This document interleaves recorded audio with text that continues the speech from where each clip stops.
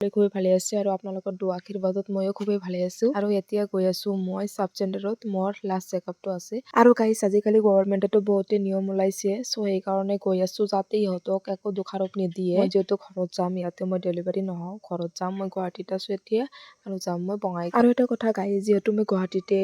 মানে প্ৰাইভেট কে চেকআপ কৰিছিলো আকাংক্ষা হস্পিটালত আৰু ইফালে মই ইয়াত ডেলিভাৰী হ'ব খুজিছিলো ইয়াৰ ফেচিলিটিটো বহুতেই ভাল আছিলে কিবা কাৰণত মই ইয়াত হ'ব নোৱাৰি ফেমিলি প্ৰব্লেম মানে ফেমিলিৰ মানুহে ইমান দূৰত আহিব নোৱাৰিব এই বঙাইগাঁৱৰ পৰা গুৱাহাটী আহিবলৈ হ'লে বহুতেই মানে প্ৰব্লেম হ'ব আৰু গাইস ইফালে আমাৰ ঘৰখনো চাব লাগিব যেহেতু মই মোৰ ঘৰত যাম হাজবেণ্ডৰ ঘৰতো যাব কৈছিলে বাট মই ডিসাইড কৰিছো যে মোৰ ঘৰত গ'লে মই ভালকে সবখিনি ঠিক ঠাককে হৈ যাব আৰু মোৰ ঘৰৰ ওচৰৰ পৰা মানে হস্পিটালটো ইমান দূৰত নহয় ওচৰতে সো সেইকাৰণে ডিসাইড কৰিছো ঘৰতে গ'লে ভাল হ'ব আৰু তাত মোৰ চিনাকিও আছে ফ্ৰেণ্ড সাৰ্কেল পৰা আছে যেহেতু মই আৰোগ্য হস্পিটালত থম ডেলিভাৰী সো সেইকাৰণে মই ভাবিছো মই ঘৰত গ'লে মই ভালকে থাকিম পিছত হাজবেণ্ডৰ ঘৰত যাম বাৰু গাইস আপোনালোকৰ লগত কথা পাতোতে মোৰ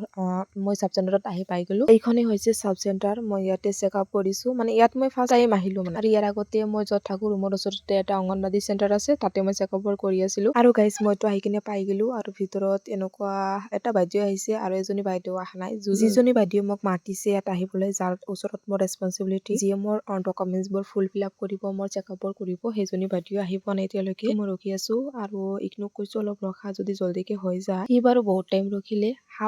আধা ঘন্টামান ৰখিলে বাট বাইদেউজনী আহিবলৈ অলপ দেৰি হ'ল চ' মই কৈছো আপুনি যাওক আৰু পিছত আহিব যেতিয়া মই গাইজ মই ইয়াতে ৰখি আছো বাইদেউৰ কাৰণে বাইদেউজনী এতিয়া আহিয়ে পোৱা নাই কেতিয়াবা আহি মইতো ইয়াতে 2 ঘন্টা হৈ যাব মই ইয়াত ৰখা আৰু ইফালে চাইছে নে কোনেও নাই কৰো একো পাত্তা নাই কোনোবা চেকআপ কৰিব বেলেগতো নকৰে গাইজ চেকআপটো বাৰু হৈ গ'ল এতিয়া অলপ বজাৰ কৰিবলৈ আছে এতিয়া বজাৰ কৰি কিনে ৰুমত যাওঁ গাইজ সাব চেণ্টাৰৰ পৰা ডাইৰেক্ট গৈছিলো বজাৰত গৈ কিনে এইখিনি বজাৰ কৰি লৈ আহিছো আজিৰ বজাৰত আছে মাছ বেঙেনা ফুলকবি ইফালে আছে বিলাহী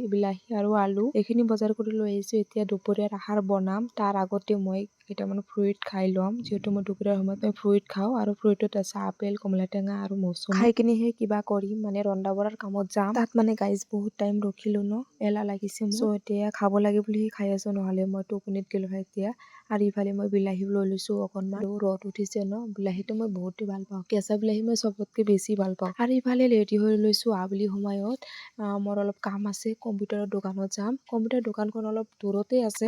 হাফ কিলোমিটাৰ মান হ'বই এতিয়া মই খোজ কাঢ়ি কিনে যাম গাইজ মোৰ কেইটামান ইম্পৰ্টেণ্ট ডকুমেন্ট জেৰক্স কৰিবলৈ আছে আৰু কেইটামান প্ৰিন্ট আউট কৰিবলৈও আছে চ' গোটেইখিনি কাম আজি যাই কিনে কৰি আহিম যিহেতু মোৰ হাতত মানে ইমান সময় নাই মই ঘৰত যাব লাগে আৰু গাইজ তাৰ পৰা আহি কিনে ইভিনিং টাইমত মই এনেকে ধুনীয়াকে মটৰ ফ্ৰাই কৰি লৈছিলো আৰু গাইজ খাবলৈতো বহুতেই টেষ্টি হৈছিল আৰু গাইজ ৰাতিৰ মেনুটো অলপ দেখুৱাই দিলো গোটেই দিনতো দেখুৱাই দিলিয়ে যিহেতু এয়া আছিলে আমাৰ ৰাতিৰ মেনু মাছ ফুলকবি দি মাছৰ জোল ইফালে আছে চালাড টমেটো আৰু বিটটো কমন থাকে মই ডেইলি খাওঁ আৰু ইফালে আছে মাছৰ কণী বহুতেই টেষ্টি ইফালে আছে চিম্পল ভাত